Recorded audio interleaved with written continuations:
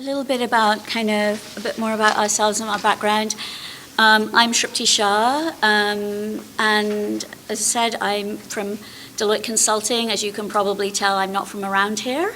I'm a Brit. I spent many years in the UK government with Her Majesty's Treasury and also in various kind of civilian agencies.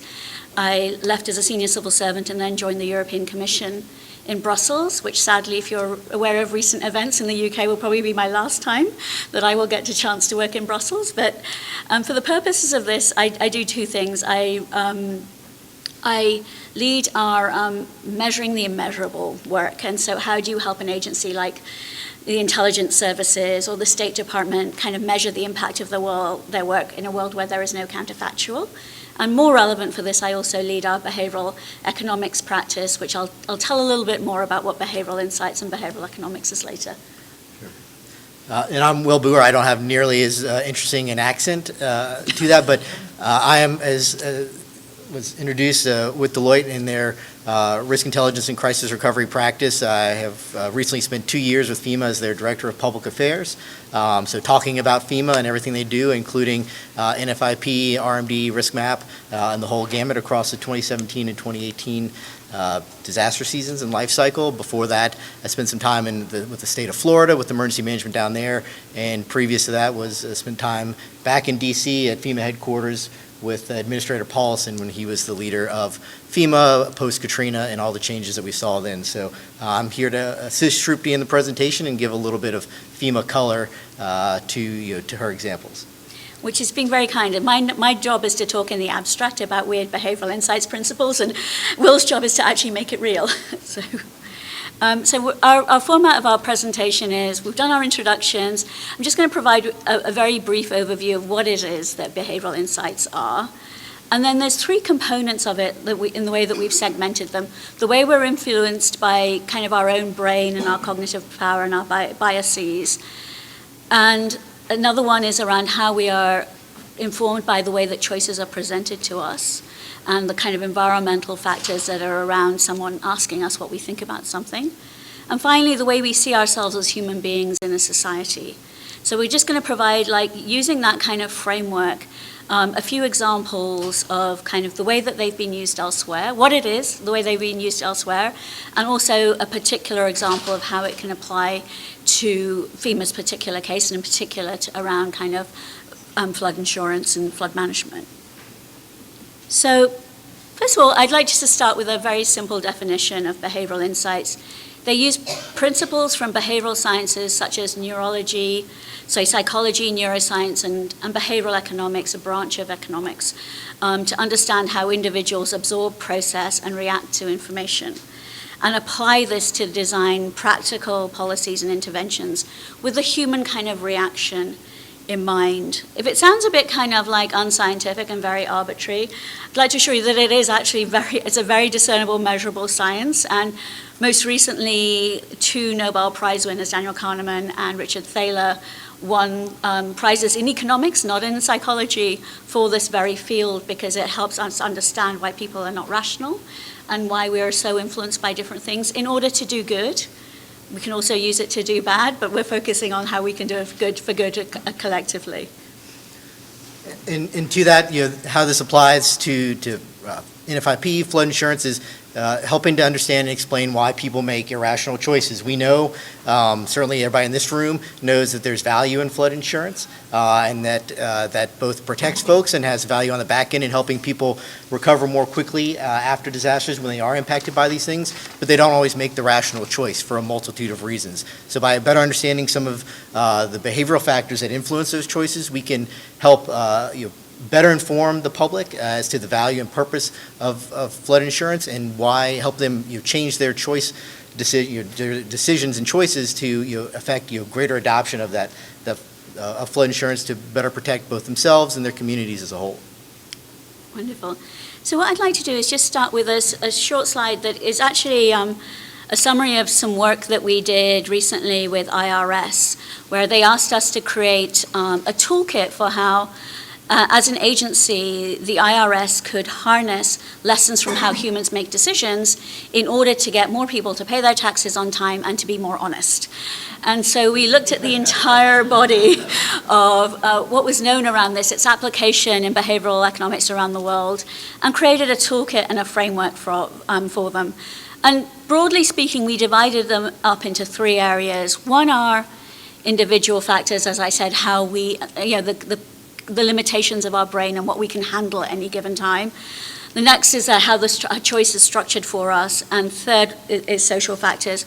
We're going to take a few of these and delve a little bit deeper in turn. So we're going to look at cognitive load in individual factors, rewards and penalties, and time distortion. We're going to look at choice architecture and timing in the environmental factors. And in social factors, we're going to look at messenger effects and social norms. So the first one is cognitive load. Like there's 2 types of our brain. Daniel Kahneman talks about this very, very eloquently in his book, Thinking Fast and Slow. There's a part of our brain which is just on autopilot. It's fast, we just make decisions without even knowing we're making a decision. It's automatic, it's every day, and it's kind of error prone because it's just like so fast, but it's actually low on energy. The next set of decisions are the ones that we really have to invest mental energy and capacity in doing, and they're slow, they're conscious, they're tiring. And it's incredibly tiring, and limited in our ability. We make a tiny fraction of our decisions this way in any given day. And so every time you're asking someone to do that, you're taking up a huge amount of their mental energy. And so a big branch of behavioral science is around lessening the cognitive load and making things simple. And we'll go into other examples like defaults later on that kind of talk about how people have put this into practice to help people make regularly the kind of right decision for them at any given moment. Next one we'd like to do is kind of focus on rewards and penalties. Like often kind of rewards can feel remote and penalties can feel abstract. When rewards and penalties are more concrete and present, they have more power to get us to do something. But the win-loss math is not kind of as simple or as logical as it seems. So often, if I say, hey, if you don't do this, you're going to lose out on $10, versus if you do this, I'll give you $10. The first one is actually a much more powerful, persuasive tool, and it's been studied in science where they've actually done randomized control trials of groups of people who've been one choice and a group of people who've been given another choice. And loss aversion is a really powerful tool in terms of persuading more people that, it's always just a fear of missing out. I mean, we've all felt it. I feel the fear of missing out because I feel as though, and this is also a social norm thing that we'll talk about later, is I am the only person on the planet who's never watched a minute of Game of Thrones, especially now. And so I'm, okay, there's one, and we'll confess that too. But the whole kind of fear of missing out on something versus kind of the joy of actually having something can be really powerful. So the way we structure a reward and penalty is great. Will you have another example of this as well? Sure, and so there's a researcher from Duke University Center for Advanced Hindsight, which is probably my favorite name for a center ever. And he has a Nobel Prize. And my wife is trying to figure out how to sign me up for that, of course. But has postulated that there's a whole multitude of factors that go into this loss aversion piece. It's, there's, if you're subject to a flood, you certainly want to avoid that, but that may not be the driving factor. That may not be enough to force someone to make a decision to say, hey, I want to expend this, go out and purchase this flood insurance. So there's other factors that play into that. One of that is sort of the emotional gut reaction feeling that folks have to it. It's not just the the outlay of money or the potential benefit of having that coverage if you are impacted by a flood. It's the emotional aspect of it. I mean, one of the things that FEMA's done over the course of the time that I was there, and your previous and post to that, was some of their outreach and advertising. They had an example of PSA that they ran that still resonates with me now, of a small doll that was left over after a disaster or a flood, that was signifying loss to a family. And that sort of gut emotional reaction sometimes is enough to drive that loss aversion principle to say, yes, the money piece is important, but there are other emotional factors that may drive me to make that decision. It may be the protection of family heirlooms or the ability to recover those lost memories and items such as that doll, their children's doll, that'll drive them to make the choice to purchase that insurance in the end. And another one of these individual factors is time distortion. We value the moment far more than we do the future. And so, like, if I'm making a sacrifice now, like investing in my retirement plan, or I'm choosing an indulgence now, like having that unhealthy habit that I really want to have. And actually the consequences of that will be felt, but they'll be felt later in a different moment in time. I overinflate the value of what it means to me in the moment to the detriment of my longer term well-being, etc. Right. And as part of that, I mean, I think everyone in this room is certainly familiar with the statistic of, over the course of a 30-year mortgage, you have a roughly 26% chance of having your home flooded during that time period.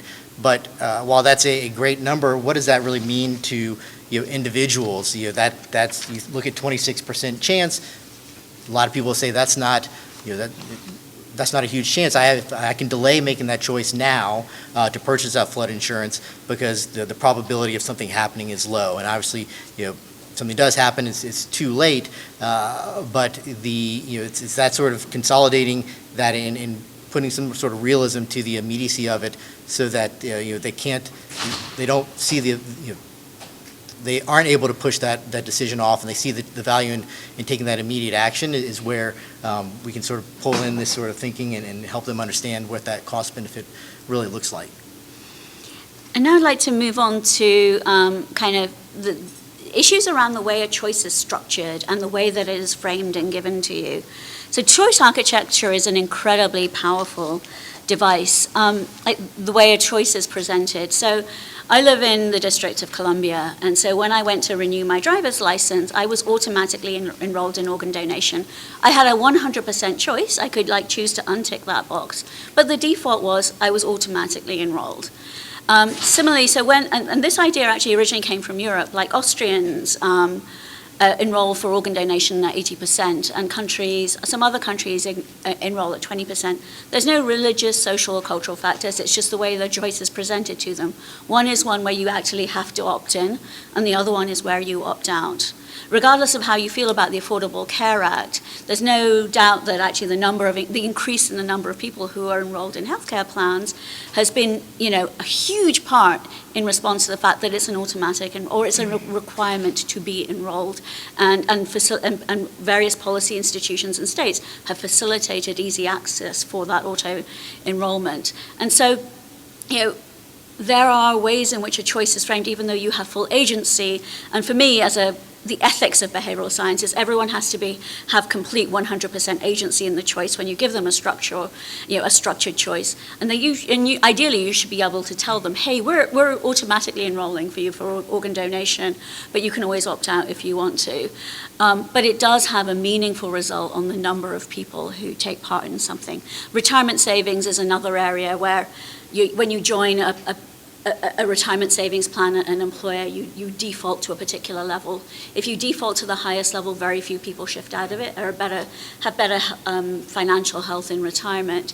But we're kind of lazy, so if it's defaulted to the lowest level, we tend not to increase it. Also, if they auto-escalate, so as you get a pay rise, that contribution auto-escalates, we feel the pain less and we just don't do much about it. We're inherently lazy. So let's help people be lazy, but in a way that helps them do the right thing. And along those lines, there are areas where it's mandatory purchase, but the Insurance Information Institute cited a recent study that said if you go to look at high-risk states and you had a similar sort of opt-out option there where folks were mandatorily enrolled into the insurance, this coverage as part of their homeowners insurance, you could see as much of a $50 billion gain in the market in and of itself, which, as we look at the market as a whole, that's one of the issues that NFIP is trying to address, is how do you elevate that market, set rates that are reasonable and actually available for everyone, and when you can lift that market and have more participants, that's where you see the gains across the board outside of the individual benefits to the homeowners that may be impacted. And then Another one on this is kind of the timing at which you present a choice. There are salient moments in our lives when we are really ripe to kind of like make a particular choice, and then there's times where that ship has sailed and it's gone, and it's not the right time to kind of get a mass kind of like participation in a project or something. And this is actually not so much a behavioral device, but it was just something that I wanted to illustrate the power of really understanding when in someone's life a human being needs a particular service and thinking really hard about what they need at that particular time. And so the UK did some research where it found out that if you lost your partner and you were bereaved, in any given time, there was probably an average about 30 different agencies that needed the same information from you, from your banks, your energy, your utility companies, from pension providers, from the postal service. Everyone needed to know that same thing, and there were 30 different forms or phone calls you had to make. It one of the most stressful times in your life. And someone came up with this really neat idea that when, as the kind of survivor, you go and sign that death certificate and you get that death certificate, you can auto-enroll in Tell Us Once. And Tell Us Once is a public-private sector partnership, and all the banks suddenly get notified. And because it's a death certificate, it's legal and it's very fixed. And so I was in the unfortunate position a few years ago where I was doing this for my mother who passed away, and I was living in a different country, and over the course of the next 6 months, I was getting letters saying, we're really sorry for your loss. By the way, here's a check for the £10 that she had left on electricity credit. And it was one of the kindest and most amazing examples of government bureaucracy I've ever come across. It was so sensitive and thoughtful, but it was salient and in the moment. Similarly, if I'm buying a house, if I have something that's salient in the moment that actually says, hey, you really need to insure yourself against something, then that's perhaps the right time to do something rather than some mass thing that's sent out every few months. Right, and as in line with that, there's the two most prevalent times when homeowners are looking at flood insurance is when they purchase a house or when they're in the eye of the predictable, the cone of error for a storm. And clearly, there's the time lapse between when you purchase and when it goes into effect. So as you look at those storms, how do you capitalize on those opportunities to increase the coverage and find the right time, both in those circumstances, but outside of that, to make homeowners aware of and see the value of these policies in a way that's meaningful to them at the right time outside of those two areas of peak interest. I recently bought my home that I was renting in Washington, D.C., and immediately within a few weeks I was getting here Sherwin-Williams paints and so and Home Depot, and everyone was flooding me with all of these offers and stuff, and I was like, something's happened to trigger all of this, because I wasn't getting any of this before, but I didn't get anything that was to do with insurance. Which was oh, and so I looked back at all of the mailings I got, and I was like, oh, that could have been an opportune moment. Maybe not in Washington, D.C., but I'll let you guys be the experts on that. So next one is actually around kind of social norms and social factors. One is around the messenger effect. We are very, very seduced by who it is that tells us something, or who it's associated with, which kind of is not very comfortable reading in these kind of hyper-partisan times to know that we're actually influenced by who it is that gives us a message. But even outside of politics, we're very much influenced by the nature of the person that gives us a particular message. A while ago, the UK set itself this ambitious goal. It had one of the highest child road deaths rates in the world, and in the developed world. And they did this analysis of everyone who caused child road deaths. And they realized that there were two big kind of demographics. One is kind of the buzzboy racer who's just got his license and he's showing off in front of his friends and he's driving recklessly. And for them, they're normally lower socioeconomic groups. They had targeted outreach campaigns for him, and it was very much around the penalty, losing face, losing kind of your status in your community amongst your friends, losing your freedom, etc. And they all worked. But the other big demographic group, I'm sad to say, is essentially people like us, people middle to high incomes, commuting to our day-to-day jobs, thinking actually in quite fast, powerful cars, being distracted, maybe on the phone, tired, had an angry day at the office, and think, actually 30 is for everybody else, it's not for me because I'm a safe driver. And we have this like belief construct that, 40 is fine for me because I'm a good driver, but everyone else isn't. And prison, the threat of prison doesn't work for us because none of us know anyone who's gone to prison.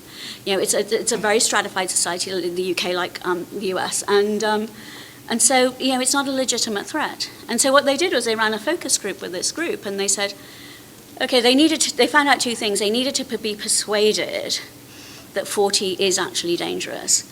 And the second thing was that they really needed to know that that prison wasn't a threat, but what else could convince them emotionally. And so there was this really clever ad agency that did this advert where it's done from two lenses, and it goes back in time.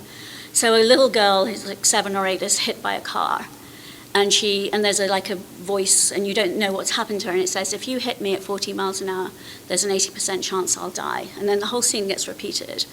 And if you hit me and she doesn't move, and then the whole thing gets repeated, and she says, if you hit me at 30 miles an hour, there's an 80% chance I'll live. And then it's 30 for a reason. And it was kind of targeted to time with the demographics of the types of TV programs that group watches. It had one of the most profound impacts on changing speeding habits because it wasn't about prison. It was like the thing they found out was they couldn't deal with the guilt of killing a child. And so there's something about the messenger and the nature of the message. It's not just that like the 80% at 40 miles an hour versus the 20% at 30 miles an hour life and death choice, which is actually a very rational communication, but doing it in a very powerful mode through that voice was incredibly, incredibly effective. So the messenger is something that can be used for good as well as other reasons. We're on to the next one. And finally, the other one is social norms. When you communicate how people feel, how they compare to their peers. The first behavioural insights team in the world was in the UK, and one of their most earliest experiments was they noticed there were about 1 million people who were always late paying their taxes.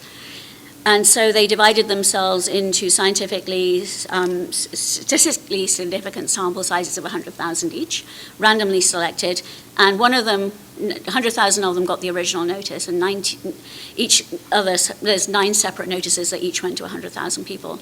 Using behavioral insights, they crafted slightly different messages. They changed a sentence or two, and the highest performing one was actually increased the number of people who paid their taxes on time by 15 percentage points. It was absolutely phenomenal, and I wrote a blog about it. It's called The Sentence That Saved $45 Million.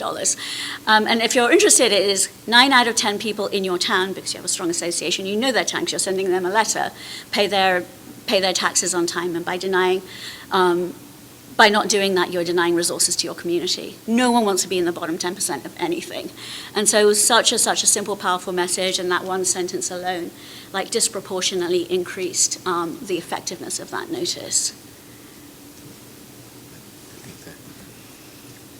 So to sort of bring it all back together, using the behavioral insights that Shrupti has explained far better than I could ever imagine or hope to, how can NFIP incorporate some of those ideas and thoughts and processes into achieving the goals of their strategic plan? Obviously, it's as well stated, they want to close the insurance gap, double their insurance coverage, as well as hit quadruple their mitigation investments. In incorporating each one of these, the concepts into that can help target that message to the end user, the public, that are still needing to be persuaded to adopt flood insurance and make these investments in the mitigation pieces that'll help protect themselves, their properties, their communities as a whole. And so I think with that, we want to leave. Yes, and we'll open it up for questions. A last minute or two for questions. Any questions? Right here. I don't know if it's still in effect, but the Obama administration issued an executive order directing agencies to use behavioral insights. How did FEMA take that up? I can't answer. I know what's happened to the Behavioural Insights team, but I can't answer for FEMA. So, I no longer speak for FEMA. I can tell you that in the course of the work that I was involved with there, we did work with the partners that were helping develop. Sure. The question was, there was an executive order during the Obama administration that directed the agencies to incorporate behavioral insights into it. Speaking from my personal experience while I was there, we did, working with the partners that were helping us develop PSAs for the External Affairs Office.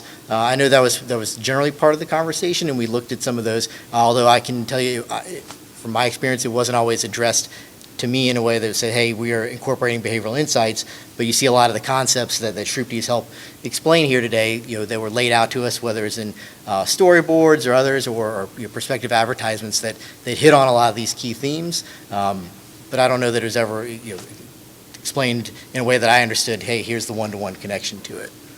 And in terms of what happened to the Behavioural Insights team, it was in the Office of Science and Technology Policy in the White House as part of the transition and movement, and also to kind of like embed in, this discipline into government. It actually moved to the GSA, where I think it was more resilient to, and it changed its name to the Office of Evaluation Sciences. It still continues to this day. I would reach out to them.